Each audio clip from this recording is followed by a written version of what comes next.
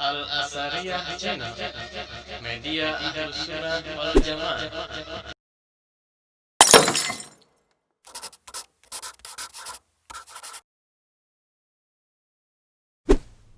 Menggunakan kalimat atau ucapan Bismillahirrahmanirrahim. Di situ ketika kita mengucapkan Bismillah dengan menyebut nama Allah, anak-anak, itu artinya minimal ada dua yang terkandung di dalamnya, yaitu tabarrukan. Yang pertama tabarrukan, mencari barokah, mencari barokah dari nama Allah, mencari keberkahan dari menyebut nama Allah Subhanahu wa taala. Yang kedua adalah musta'inan, yaitu memohon pertolongan kepada Allah Subhanahu wa taala, atau isti'anatan, minta pertolongan dari sisi Allah Subhanahu wa taala. Ketika kita mengucapkan kalimat atau ucapan bismillah, sejatinya kita sedang mencari berkah dengan kalimat itu dan mencari pertolongan kepada Allah terhadap perbuatan yang akan kita lakukan. Makanya ada dalam sebuah riwayat, ya, dalam sebuah hadis, ya, walaupun hadis ini oleh sebagian para ulama dilemahkan, tetapi ada sebagian ulama yang menganggap hadis ini baik. Apa hadisnya? Kata Nabi Muhammad sallallahu alaihi wasallam,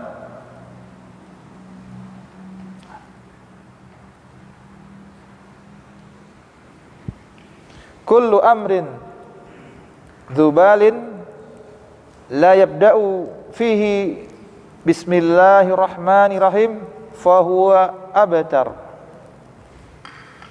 Kullu amrin atau kullu amrin dzibalin, kullu amri dzibalin la yabda'u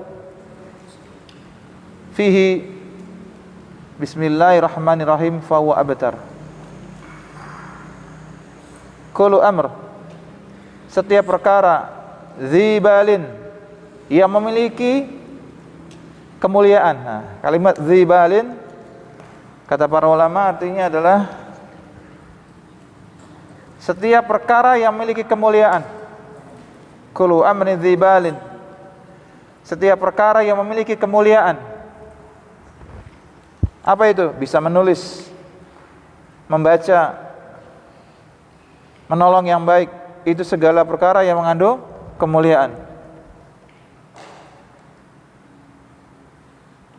La yabda'u fihi, yang tidak dimulai, tidak diawali kemuliaan itu, perkara itu tidak dimulai dengan ucapan bismillah. Kata Nabi SAW, fahuwa abtar, maka perkara itu adalah abtar, terputus. Terputus apa? Keberkahannya. Jadi kata Nabi SAW, setiap perkara yang memiliki kemuliaan, yang diawali di dalamnya tidak mengucapkan dengan ucapan bismillahirrahmanirrahim, maka terputus keberkahannya. Walaupun hadis ini oleh sebagian para ulama dianggap lemah, ya, tapi sebagian ulama lagi menganggap hasan hadisnya, menganggap boleh berdalil dengan ini.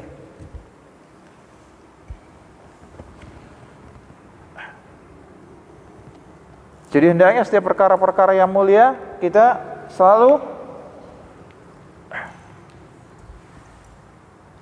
memulai dengan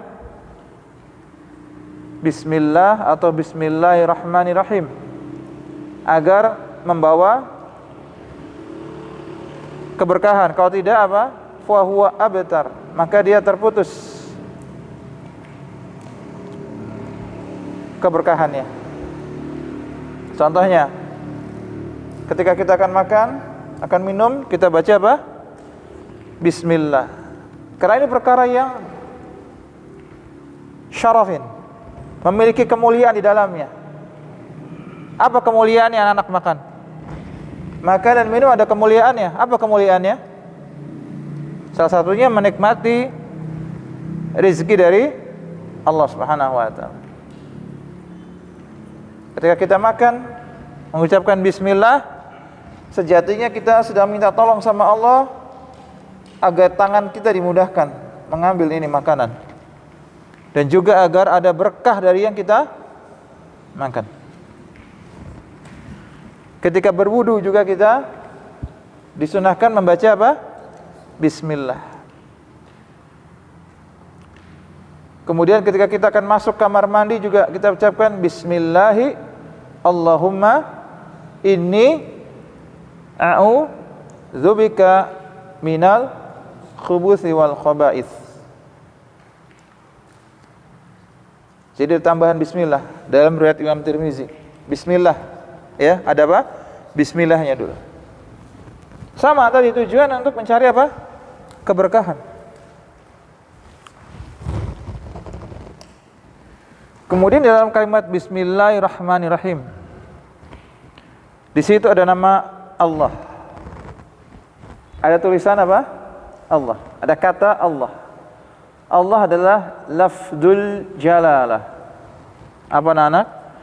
Allah itu adalah lafzul jalalah. Lafaz yang dimiliki oleh Zat yang maha mulia. Tidak boleh kata Allah itu disandingkan kepada makhluk. Tidak boleh kata Allah itu dijadikan nama buat nama orang. Ya.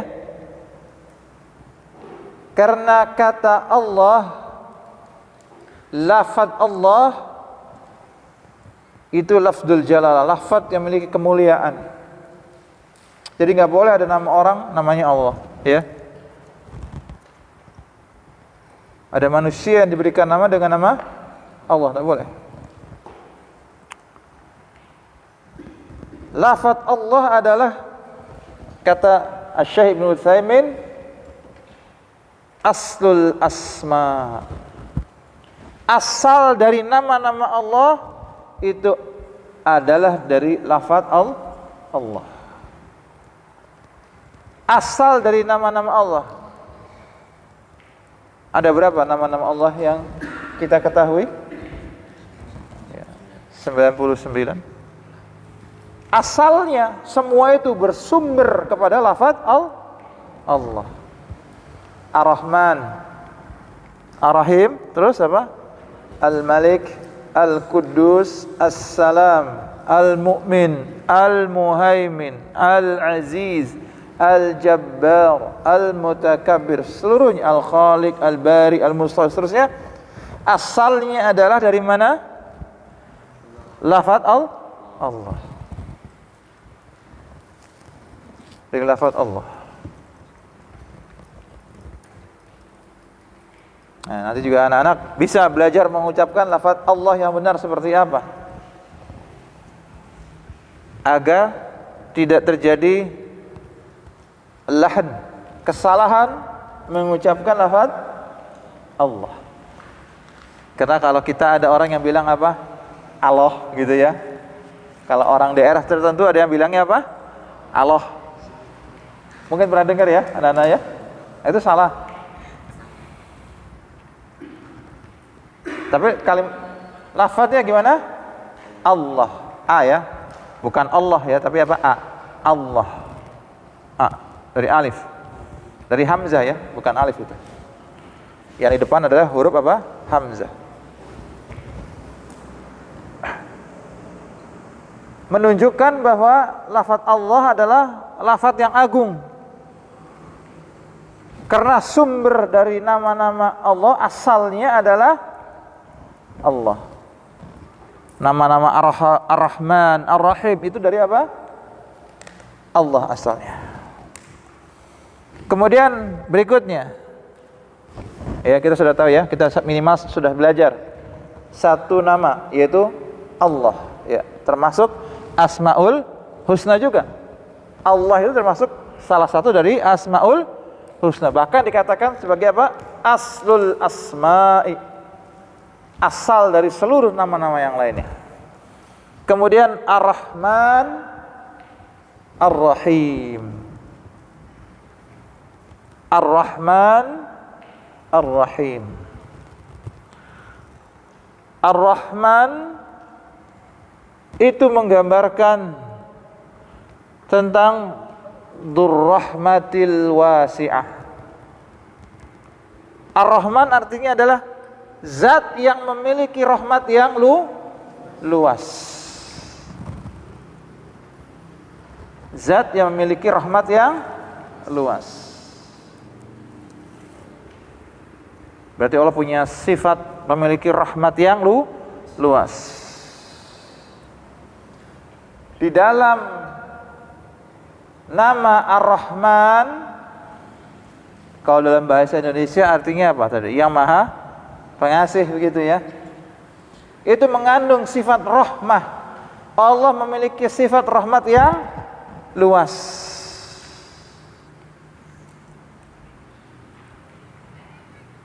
Lalu apa dengan Ar-Rahim? Nah, Ar-Rahim artinya adalah Allah memberikan rahmatnya kepada siapa yang dikehendaki. Jadi Ar-Rahman menggambarkan sifat rahmat yang luas. Ar-Rahim menggambarkan perbuatan Allah memberikan rahmatnya kepada siapa yang dikehendaki. Yarhamu may yasha'u min ibadihi. Ya. Allah merahmati dari siapa-siapa yang dikehendaki dari hambanya. Saya ulangi lagi ya. Ar-Rahman itu adalah di dalamnya mengandung makna bahwa Allah zat yang memiliki sifat rahmat yang luas. Adapun Ar-Rahim menggambarkan perbuatan Allah memberikan rahmatnya kepada siapa yang dikehendaki. Jadi di sini kita sudah belajar 3. Ya, belajar apa? 3. Allah, kemudian apa? Ar-Rahman dan Ar-Rahim. Apa bedanya Ar-Rahman dengan Ar-Rahim tadi? Kalau Ar-Rahman menggambarkan sifat rahmat Allah yang luas, zat yang memiliki sifat rahmat yang luas. Kalau Ar-Rahim menggambarkan zat yang mencucurkan, menganugerahkan nikmatnya kepada siapa yang dikehendaki. Menggambarkan perbuatan Allah memberikan rahmatnya kepada siapa-siapa yang dikehendaki. Subhanallah ya. Allah gambarkan pertama kali tentang rahmahnya Allah Subhanahu wa taala. Kira-kira ketika kita baca Bismillahirrahmanirrahim, terbayang kasih sayang, rahmat dari siapa anak-anak? Dari Allah Subhanahu wa taala. Sehingga kita berharap punya semangat di dalam beribadah, di dalam membaca, di dalam belajar. Berikutnya penulis mengatakan Alhamdulillahirabbil alamin. Alhamdu. Nah, ini juga kata ini terdapat di dalam surat Al-Fatihah. Alhamdu artinya adalah segala pujian. Segala macam bentuk pujian itu milik Allah. Tapi bukan semacam pujian, sembarang pujian. Di dalam alhamdu ada harus mencakup 2 anak-anak sekalian. Barakallahu fikum. Ketika kita membaca alhamdu, segala puji bagi Allah, harus ada 2 hal yang ada di dalam pujian itu. Yang pertama apa? Adanya al-mahabbah. Apa al-mahabbah? Cinta. Ketika memuji Allah, tanamkan rasa apa? Cinta. Kira-kira kita cinta nggak sama Allah? Cinta nggak anak sama Allah kira-kira? Nah, mudah-mudahan cinta ya. Harus belajar mencintai siapa? Allah. Kemudian selain cinta apa anak-anak? Yang kedua, at-ta'zim. Adanya pengagungan. Pengagungan kepada siapa? Kepada Allah Subhanahu wa taala. Karena kalimat ini kalimat yang besar anak-anak. Alhamdulillah, segala pujian. Pujian buat siapa? Buat Allah. Allah dipuji dengan pujian-pujiannya. Pujian Allah tidak akan pernah habis. Ketika kita memuji Allah tidak akan pernah apa? Pernah habis. Banyak sekali pujian-pujian bagi Allah Subhanahu wa taala. Allah memiliki al-asmaul husna, memiliki nama-nama yang indah, dan as-sifatul ulya, memiliki sifat-sifat yang tinggi. Itu pujian yang dimiliki oleh Allah Subhanahu wa taala. Ketika mengucapkan itu ada cinta kepada Allah dan ta'zim, pengagungan kepada siapa? Allah Subhanahu wa taala. Termasuk ciri-ciri mengagungkan Allah, kita tidak boleh menggunakan lafaz atau syiar-syiar Islam sebagai bahan apa? Gurauan, bahan bercanda. Karena kalau kita cinta juga harus memuliakan, mengagungkan Allah Subhanahu wa ta'ala. Rabbil alamin. Rabb. Nah, kalau dalam terjemahan adalah artinya Tuhan. Rabbil alamin, Tuhan semesta alam. Di dalam penjelasan para ulama, arti Rabb yang kita terjemahkan ke dalam bahasa Indonesia itu Tuhan ya. Itu ada tiga makna sekaligus di dalamnya.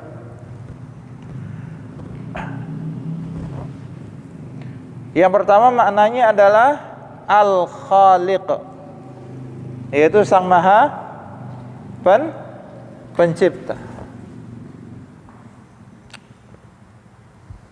Kemudian makna yang kedua adalah Al-Malik,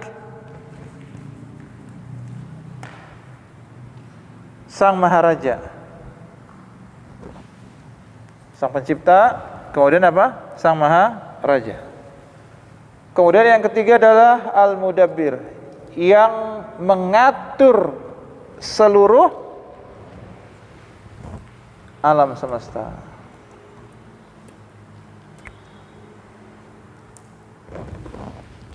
Al-Alamin. Siapakah yang dimaksud dengan Al-Alamin? Makhluk semuanya. Apa saja makhluk-makhluk itu anak-anak? Ada jin, ada manusia. Lalu siapa lagi?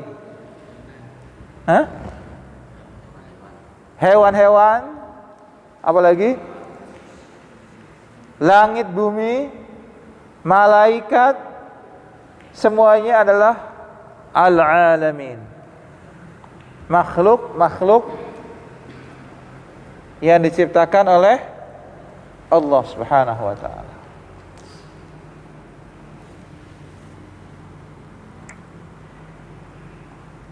Ya. Jadi kita memuji Allah dengan kalimat alhamdulillahi rabbil alamin. Tapi terkadang akhir-akhir ini banyak orang menggunakan kalimat alhamdulillah buat mainan ya. Misalkan alhamdulillah, yang lainnya jawab lillah. Dianya ngomong alhamdulillah yang lainnya. Padahal itu satu kalimat, harus alhamdulillah. Saya mengucapkan alhamdulillah, saya juga harus bilang alhamdulillah, bukan orang lain yang mengucapkan. Begitu ya. Terkadang kalimat-kalimat itu sering buat apa? Bercandaan. Padahal itu kalimat pujian buat siapa anak-anak? Buat Allah Subhanahu wa taala. Di situ ada cinta, ada mahabbah, ada ta'zim, memuliakan, mengagungkan siapa? Allah Subhanahu wa taala. Rabbil alamin. Zat yang menguasai seluruh alam semesta. Kemudian kata penulis, wabihi nasta'inu, dan kami kepada Allah meminta pertolongan. Dengan kepada Allah lah kami memohon pertolongan. Meminta tolong hanya kepada siapa? Allah Subhanahu wa taala. Sebagaimana terdapat di dalam surah Al-Fatihah itu sendiri. Iyyaka na'budu wa iyyaka nasta'in. Kepada Engkau kami beribadah ya Allah, dan kepada Engkau kami meminta pertolongan.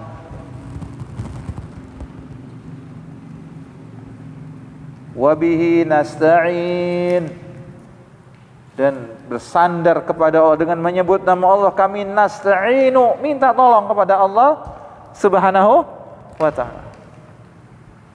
Kenapa harus minta tolong? Karena kita lemah anak-anak. Kita apa? Lemah. Kita lemah. Ya ayyuhan nasu antumul fuqara'u ilallah. Nah, kata Allah begitu kan? Wahai manusia, kalian itu fakir, butuh pertolongan kepada Allah. Kalian butuh kepada Allah. Kalian miskin, fakir, butuh kepada Allah Subhanahu wa ta'ala. Makanya nggak bisa kita, oh saya bisa sendiri, begitu, nggak bisa. Tidak bisa. Nanti sombong, kesombongan nanti. Kalau sudah muncul sombong nanti berbahaya.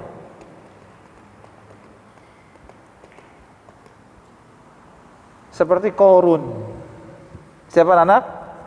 Qarun. Siapa Qarun? Ada yang tahu anak-anak? Barakallahu fikum. Qarun adalah orang yang memiliki harta yang sangat banyak. Iya, memiliki harta yang sangat banyak. Inna Qaruna kana min qaumi Musa. Sungguhnya Qarun itu berasal dari kaum Nabi Musa alaihissalam. Fabagha alaihim, dan dia berlaku sombong kepada orang-orang yang lainnya.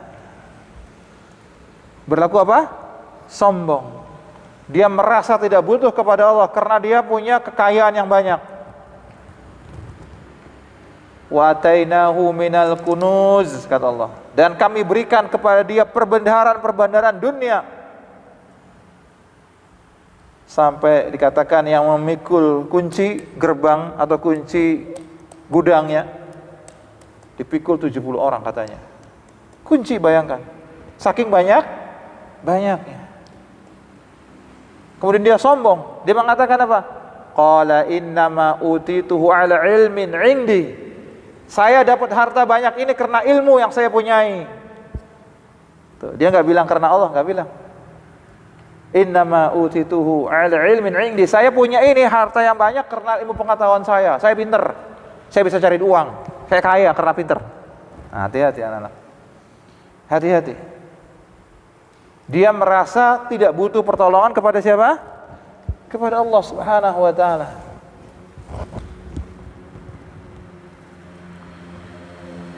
Dia sombong. Kalau seandainya Qarun ini tahu, wabihi nasta'in, kami butuh kepada siapa? Allah, butuh pertolongan kepada Allah.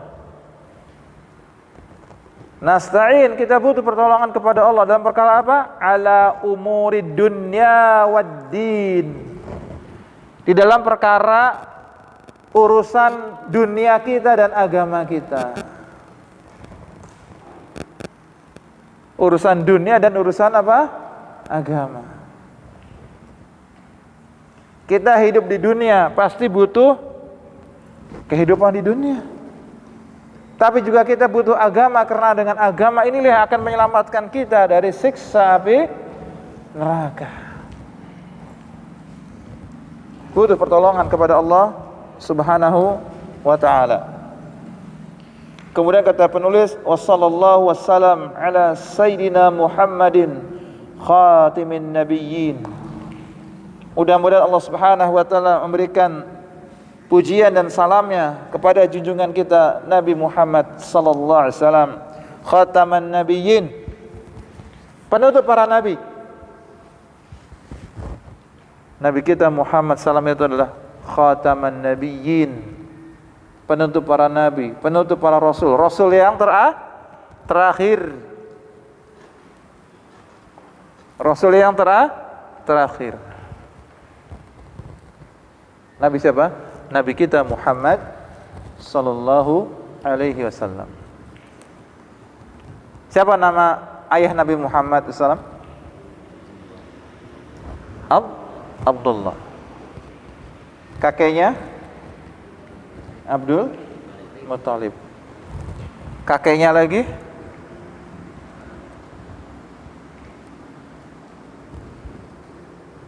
kakeknya lagi. Nanti PR buat anak-anak sekalian ya. Karena kita lihat anak sekalian bahwa Nabi kita Muhammad sallallahu alaihi wasallam terlahir dari keturunan yang mulia, dari Bani Hashim. Bukan sembarangan. Bukan berasal dari suku-suku atau orang yang enggak terkenal pada zamannya yang terkenal.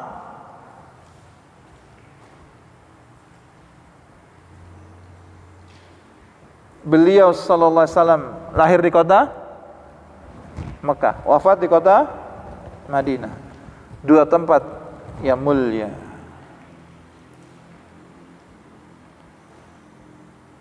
Dipilihkan tempat-tempat yang mulia.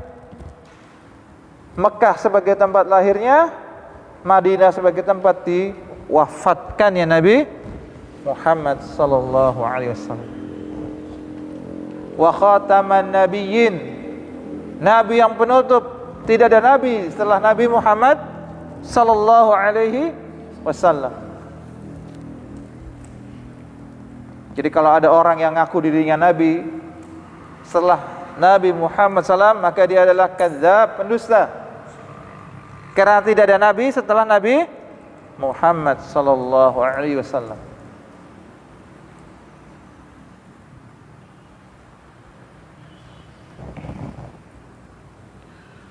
Wa alihi wa sahbihi ajma'in, dan juga mudah-mudahan salawat tercurahkan bagi keluarga Nabi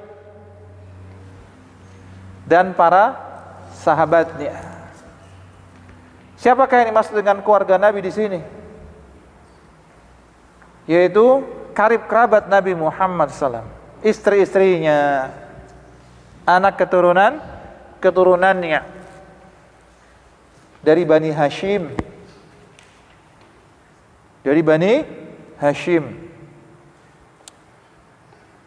Jadi keturunan Nabi Muhammad SAW, kerabatnya dari Bani Hashim, itulah yang disebut dengan keluarga Nabi Muhammad sallallahu alaihi wasallam. Dan sahabatnya, siapa sahabatnya? Orang-orang yang berjumpa dengan Nabi Muhammad SAW dalam keadaan kemudian matinya di atas Islam. Dia berjumpa dengan Nabi Muhammad SAW dan orang tersebut mati dalam keadaan Islam. Itu sahabat Nabi Muhammad SAW. Jadi sahabat itu adalah, para sahabat Nabi adalah orang yang berjumpa dengan siapa? Nabi Muhammad SAW. Dan orang tersebut kemudian mati dalam keadaan Muslim. Contoh, Khulafaur Rasyidin, khalifah-khalifah yang terbimbing, yang mulia, yang senantiasa dibimbing oleh Allah Subhanahu wa taala, yang meneruskan perjuangan dakwah Nabi Muhammad sallallahu alaihi wasallam. Yang pertama Abu Bakar As-Siddiq, kemudian Umar bin Khattab, Utsman bin Affan, dan terakhir Ali bin Abi Thalib radhiyallahu anhum ajmain. Selain itu banyak lagi sahabat-sahabat yang lain, banyak sekali. Ada sahabat yang bernama Abu Hurairah. Siapa namanya? Abu Hurairah. Dia adalah minal muktsirina fil hadis. Orang yang paling banyak meriwayatkan hadis, orang yang paling banyak meriwayatkan ucapan Nabi Muhammad sallallahu alaihi wasallam. Bilal, sahabat Bilal bin Rabah. Beliau ini bukan asli Madinah. Beliau adalah dari daerah yang berkulit hitam. Berkulit apa? Hitam. Berarti bukan dari Madinah maupun Mekah. Bilal ini terkenal sebagai apa anak-anak? Sebagai Ibnu Ummi Maktum. Ibnu Ummi Maktum. Beliau seorang muadzin yang buta matanya. Seorang yang buta matanya. Itu juga muadzin Nabi. Kemudian muadzin Nabi yang lain adalah sahabat Abu Mahdzurah. Abu Mahdzurah. Tapi yang paling terkenalnya siapa tadi? Bilal. Yang terkenalnya siapa? Bilal.